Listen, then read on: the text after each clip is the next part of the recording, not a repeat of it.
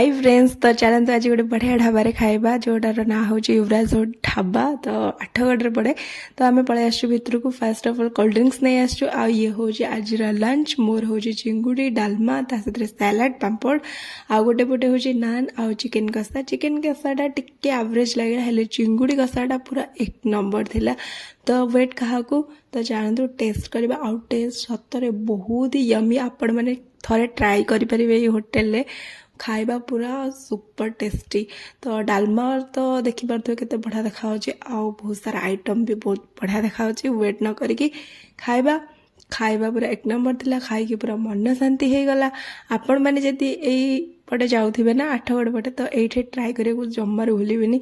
तो खाया पे तो सरीगला बिल मात्र एत सब आइटम 550 टଙ୍କା थिला। एवरेज थिला बहुत ही बढ़िया थिला 550 बेस्ट खाया रही। Bye bye.